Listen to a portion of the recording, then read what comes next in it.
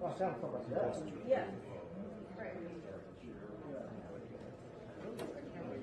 In fact, we had our device that monitors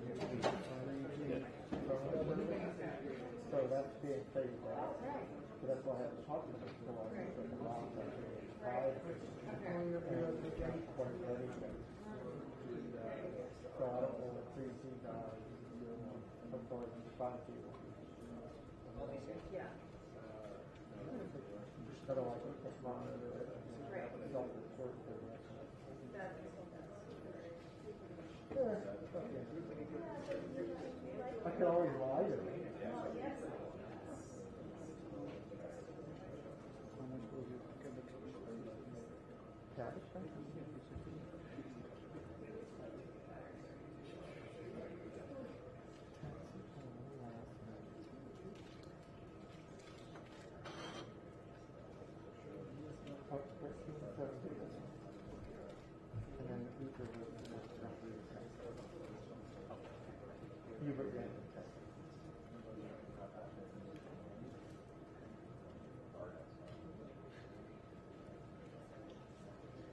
Today, said we had this tool. I thought, some money.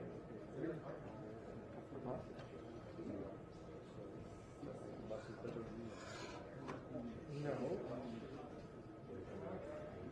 But it only cost $2. And $2. If we can quickly think of that guy, right back. Yeah.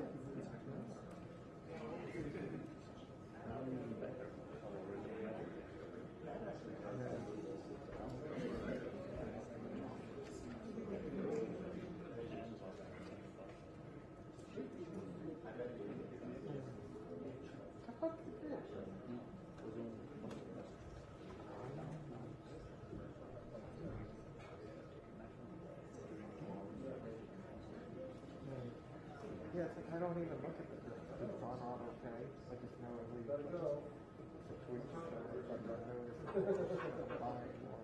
Okay, I don't know what it is. You know, same with easy. I don't even look to see where the car is.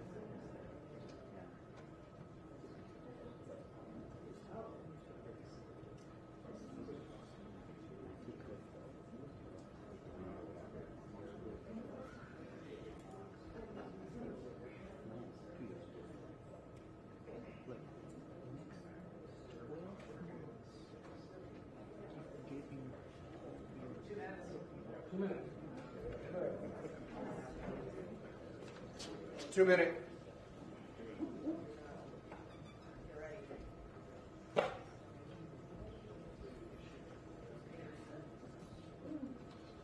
Yeah, that shouldn't be.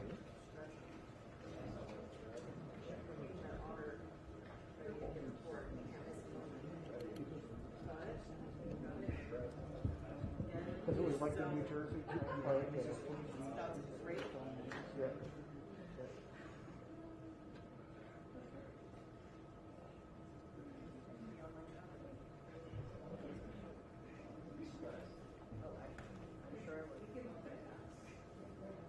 When I go to Maine, I make different entities on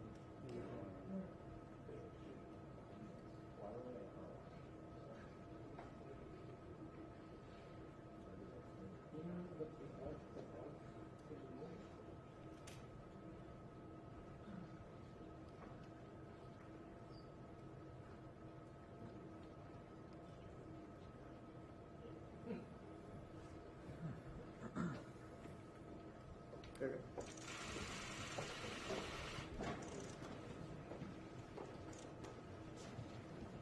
Good morning. Today I'd like to talk about two potential paths forward to address the number one challenge facing families today, inflation. This will not be my only speech on inflation, I'm sure, but when we look at the economy today, it's clear we've made enormous strides. And our plans and our policies have produced the strongest job creation economy in modern times.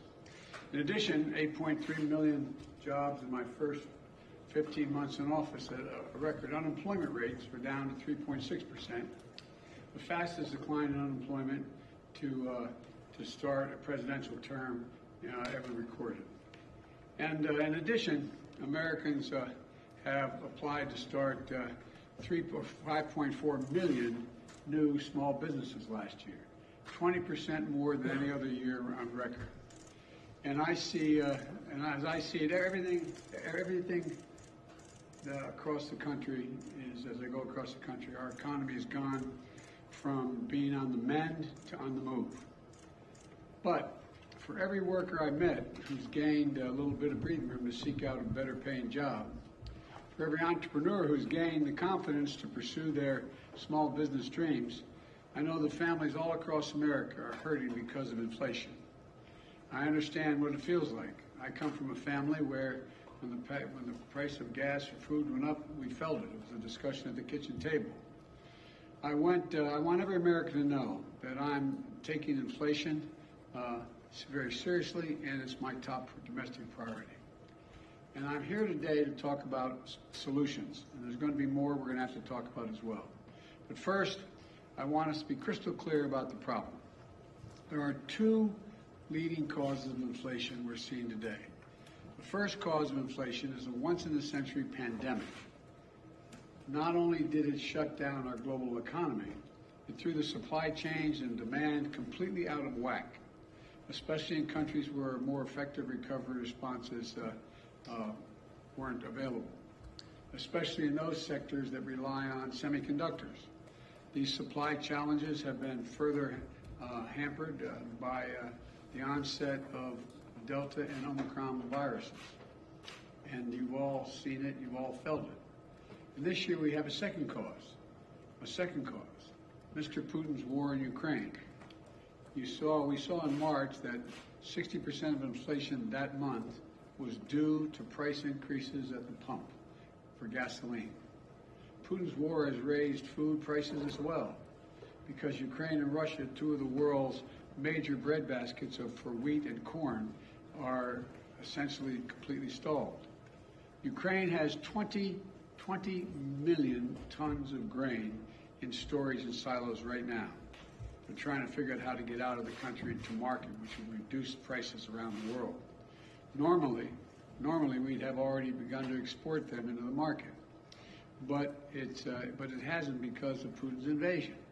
So we're working with our European partners to get this food out into the world so that it can help bring down prices.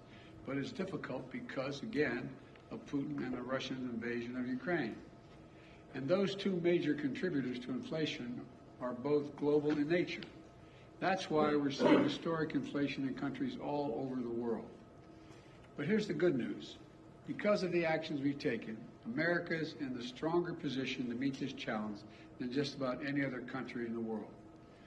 Some of the roots of the inflation are outside of our control, to state the obvious. But there are things we can do and we can address and we need to do. That starts with the Federal Reserve, which plays a primary role in fighting inflation in our country. I put forward highly qualified nominees to lead that institution, and I strongly urge the Senate to confirm them without delay. The Fed has dual responsibilities. First is achieving maximum employment, and second is stable prices. And while I'll never interfere with the Fed's judgments and decisions or tell them what they have to do, they're independent. I believe that inflation is our top economic challenge right now, and I think they do too. We've built a strong economy with a strong job market. And I agree with what Chairman Powell said last week, that the number one threat is the strength, and that strength that we built is inflation. So the Fed should do its job, and it will do its job, I'm convinced, with that in mind. Now, as I said when I came to what Congress and the President can do to fight inflation, Americans have two potential paths forward. The first is my plan, the Democratic plan put forward by Congressional Republicans is a second alternative. Here's how each of us would tackle inflation. My plan is to lower everyday costs for hardworking Americans, and lower the deficit by asking large corporations and the wealthiest Americans to not engage in price gouging, and to pay their fair share in taxes. The Republican plan is to increase taxes on the middle-class families, let billionaires and large companies off the hook as they raise prices and reap profits at record amounts. And it's really that simple. But let me explain why this choice is so important. Let me start with the Putin price hike, high gas prices, and energy prices. My plan is already in motion. I led the world and other countries to join with us to coordinate the largest release of oil from our stockpiles of all the countries in history, 240 million barrels to boost global supply. Here at home, U.S. oil and gas production is approaching record levels. In fact, we produced more oil domestically in my first year in office than my predecessor did in his first year. To further drive down prices, my administration is allowing the sale of gasoline using homegrown biofuels this summer, which wasn't allowed before. And to reduce our dependence on foreign oil and reckless autocrats like Putin, I'm working with Congress to pass landmark investments to help build a clean energy future as well. From tax credits for businesses to produce renewable energy, to tax credits for families to make their homes more energy efficient. I met with nearly a dozen CEOs of America's largest utility companies, and they, to a person, told me that, and including Southern Company, American Electric Power, and 10 others. They confirmed that if we pass the investments I'm talking about, we'll immediately lower families' utility bills by as much as $500 a year, according to their one estimate. That's by they're going to make their homes more secure in terms of heat not getting out and air conditioning not escaping because they have good insulation. Now, what's the Congressional Republican plan with respect to energy? First of all, their plan is to give oil companies a free pass.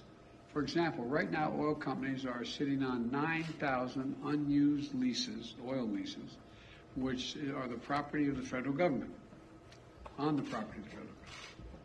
Under my plan, they would have to pay taxes, and if they don't use those leases to produce more oil, they just can't sit on it. Unlike under the Republican plan, they'd be allowed to continue to sit on this land without producing while shipping record profits back to their investors.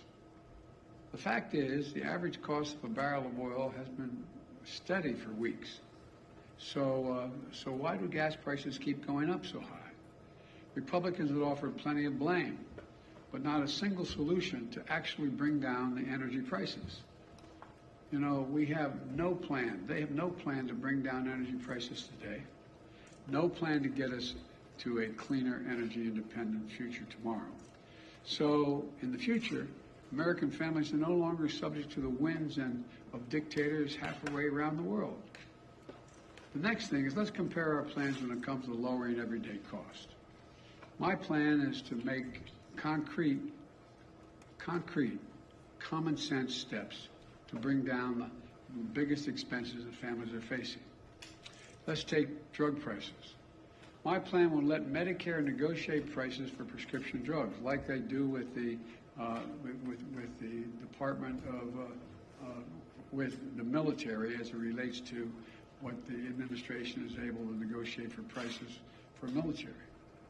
The cap, and I also call for a cap on the price of insulin, which 200,000 American children rely on because they have type 2 diabetes at $35 a month. It costs $10 to make the insulin. They make a significant profit instead of the average price of about $640 a month. Think of the difference it will make in millions of American families, like the family I met with in Virginia about 3 weeks ago, struggling every day, every single month to afford their son's insulin. And on this and other issues, I've laid out specific proposals to Congress to bring down the cost of the everyday cost many American families face. And that's in addition to the work my administration has already done to lower prices. Another reason why prices are up for products people need relates to whether or not the manufacturer has access to all the materials they need to build a product. Think of the materials you need to build a house.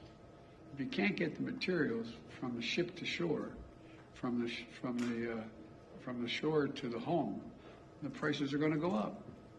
That's why we brought labor and industry together on the West Coast to improve operations at the ports, to speed up the transfer of products from abroad to shore, from shore to the location where they're going to be used, so that those products can move more quickly and cheaply. We haven't had enough truckers, for example, to deliver the lumber or other goods.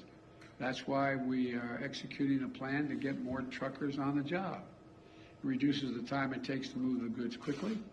Another problem we face is in some industries, there isn't enough competition. And I've often said that capitalism without competition isn't capitalism, it's exploitation. So we're promoting competition for everything from internet services to meat processing. We basically have 4 meat processors in the whole country. They process the meat that goes into the hamburgers you buy. So they set the price. When there's no competition, they can set the price higher and higher. So we're helping smaller companies get into the game to compete and help bring down the overall prices. The bottom line is easing these bottlenecks and making our supply chains more secure is a major focus of my economic strategy. So things move more quickly. Prices go down, not up. You know, some parts of my plan I've been able to get done on my own. I mean, just without congressional approval. Some parts are being held up by Congress. Well, all of my plan is focused on lowering costs for the average family in America, to give them just a little bit of breathing room. Now, what's the Congressional Republican plan? They don't want to solve inflation by lowering your costs. They want to solve it by raising your taxes and lowering your income. I happen to think it's a good thing when American families have a little more money in their pockets at the end of the month. But the Republicans in Congress don't seem to think so. Their plan has actually made working families, it's going to make working families poorer. You don't have to take my word for it. It's in writing. They've made their intentions perfectly clear. Senator Rick Scott, Wisconsin, a member of the Senate Republican leadership, laid it all out in a plan. It's the ultra-MAGA agenda. Their plan is to raise taxes on 75 million American families, over 95% of whom make less than $100,000 a year total income. The average tax increase would be about $1,500 per family. They've got it backwards in my view. I proposed a minimum tax for billionaires.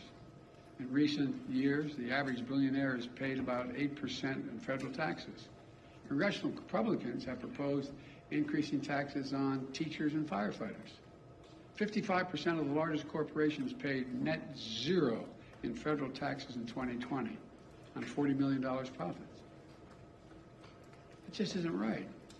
That's why I proposed a minimum tax for corporations. Their plan would also raise taxes on 82% of small business owners making less than $50,000 a year. But it would do nothing to help to hold big corporations and companies accountable. Think about it. Republicans in Congress are so deeply committed to protecting big corporations and CEOs that they would rather see taxes on working American families and try to depress their wages to take on inflation. Never mind the fact that many of these companies are recording record profit margins, even as they raise prices record amounts. Look, you've heard me say it before, I'm a capitalist. I'm not out to punish anybody. I have no problem with companies getting and generating reasonable profits. But in this moment of peril, with the war overseas and inflation surging around the world, the last thing we should be thinking about is rewarding companies for exploiting the situation. While families struggle to pay their bills, some corporate executives are on earnings calls with investors on Wall Street cheering their record profits and explain how they're using this period of inflation to cover the rise in prices far beyond what they need to do to cover their costs. And all this time, they're not even paying for a fair share of taxes in the first place. You want to bring down inflation? Let's make sure the wealthiest corporations pay their fair share. My plan ask those companies to pay their fair share in taxes. Congressional Republican plan, let them off scot-free. And if you weren't extreme enough in the Congressional Republican agenda, they put it in writing. It also calls on Congress to put Social Security, Medicare, and Medicaid on the chopping block every 5 years. Now, if I hadn't seen it in writing, I think somebody's making this up. Their proposal is every 5 years, all those programs would cease unless they're re-voted. That the Congress comes along and says, yeah, we want to keep these plans, affirmatively voting for them. Well, imagine the changes are going to take place then, man. Imagine all the bargaining that's going to take place. You Democrats want to maintain Social Security, you got to give up such and such. Look, I want to give Medicare the power to negotiate drug prices and make it stronger and lower your cost. Republicans kind of want to make, and Congress want to make Medicare's very existence up for vote over and over again, along with Social Security and Medicaid.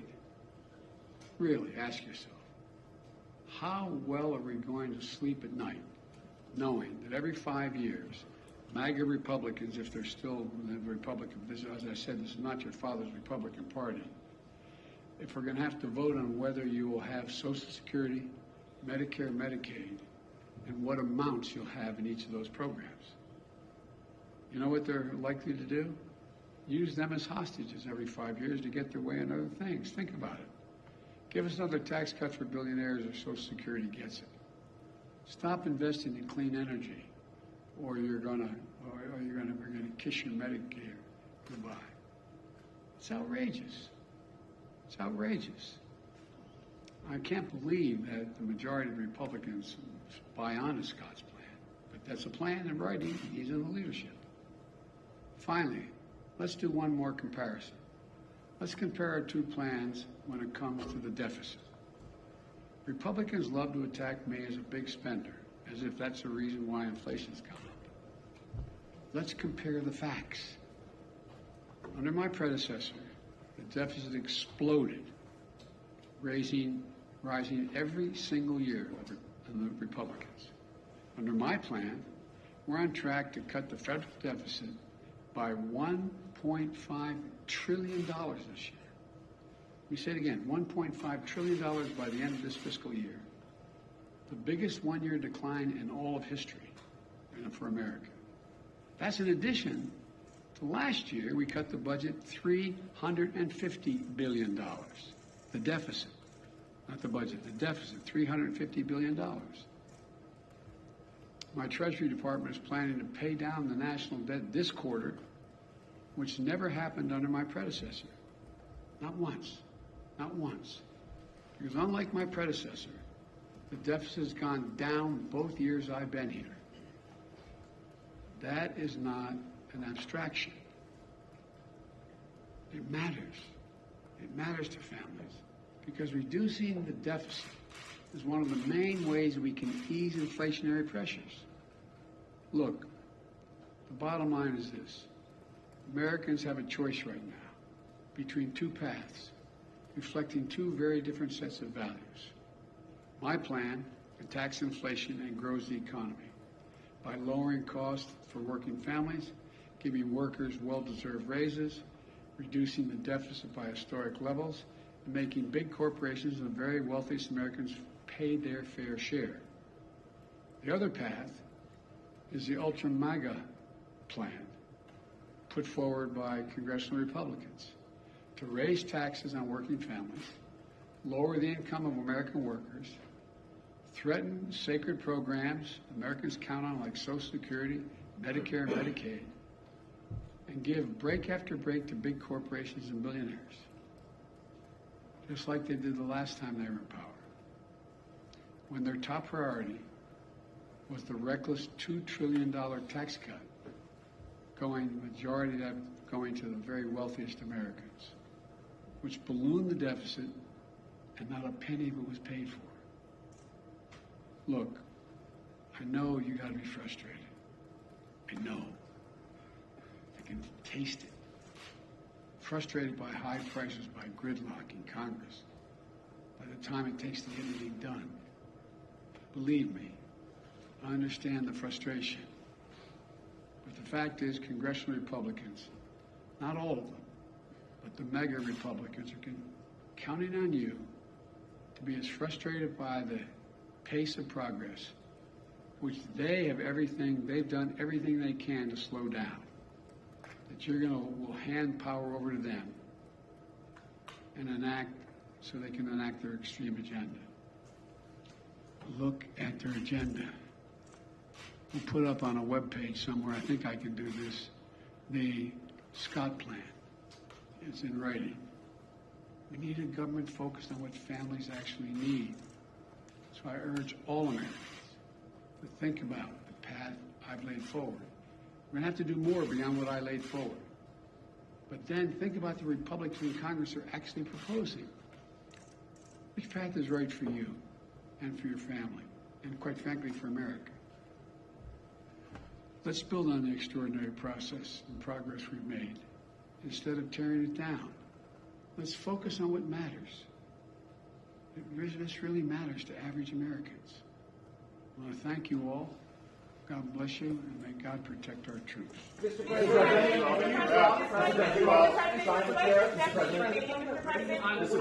why do you? You're going to ask me about what I spoke about. Mr. President, why do you believe so many Americans believe that your administration is not doing enough to combat inflation? And do you believe that you and your administration bear some measure of responsibility for the inflation that we're seeing across the country? First is we're in power. That's the first thing. And you justifiably right, we control all three branches of the government. Well, we don't really. We have 50-50 in the Senate. We need 60 votes to get major things done. I've been pushing the things I've been proposing here, and you've heard me speak to today since I got in office. And I need to get 60 votes to be able to even pass them, number one. Number two, I think that, they're not focused. All they're focused on, understandably, is the problem they're facing. They get a 5.5% raise, an average raise in their salaries, and yet inflation exceeds that. And they look around the world, and they know that a lot of it's extremely complicated. And so they're frustrated, and I don't blame them. I really don't blame them. There's a lot we have to do. But you know as well, I shouldn't say you, I think what I have to do is explain in simple, straightforward language what's going on. Like, the reason why 30% of the inflation last year is because automobiles cost more. Why'd they cost more? They couldn't get the computer chips to make them. People were making a lot more money. They wanted to buy the automobiles. They couldn't buy them because the costs went up so high because there were so few of them. The same way this year. The reason why prices are up. They understand, but they don't. Look,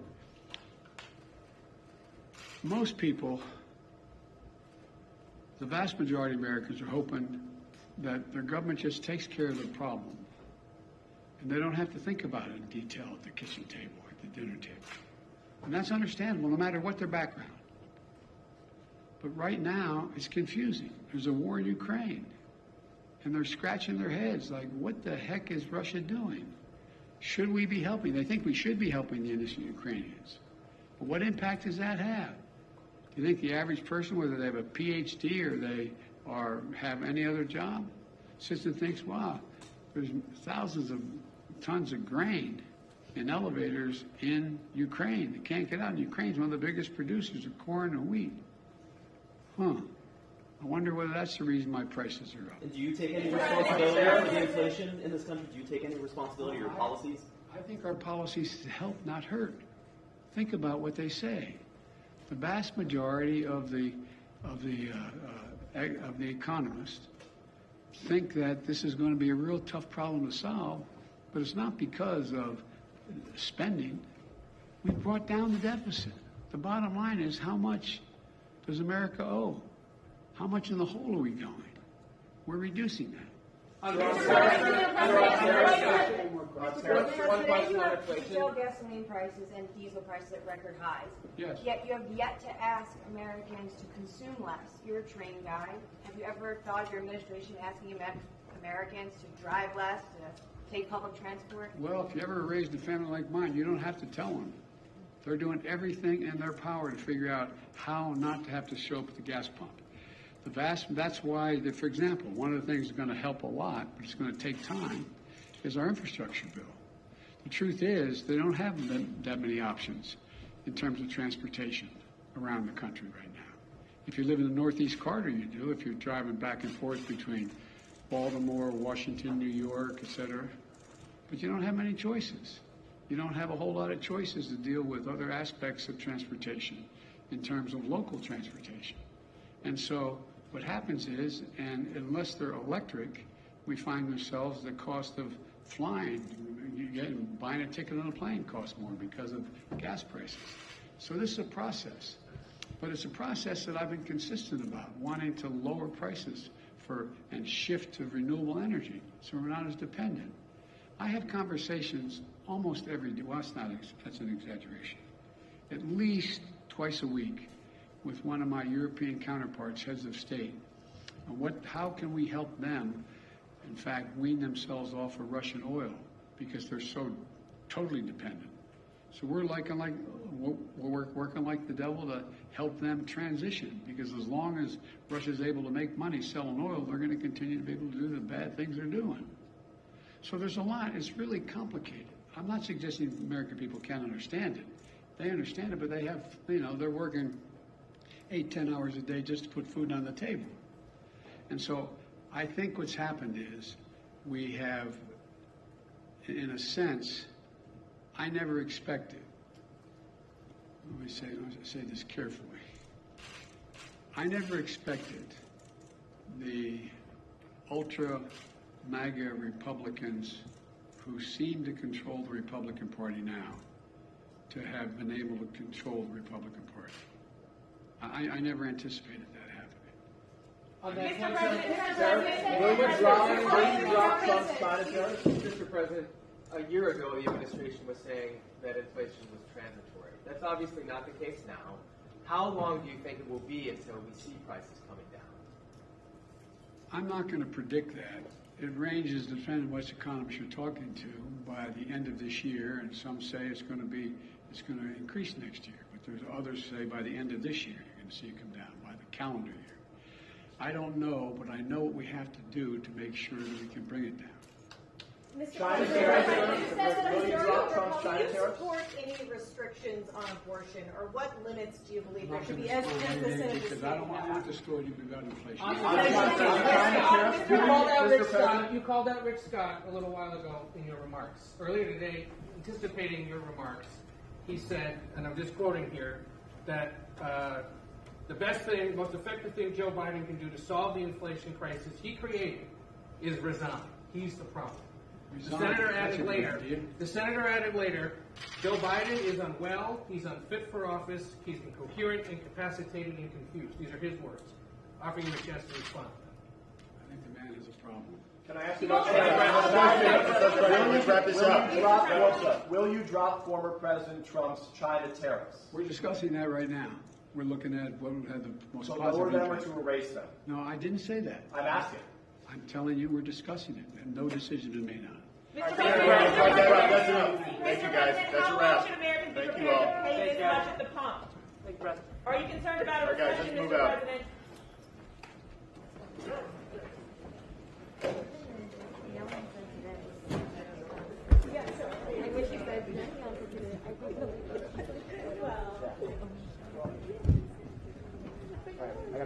I gotta roll and do a call. Let me just take this whole thing. Take the other one. There's a bag back there. I think it has all our items in it. Okay. And then that. No.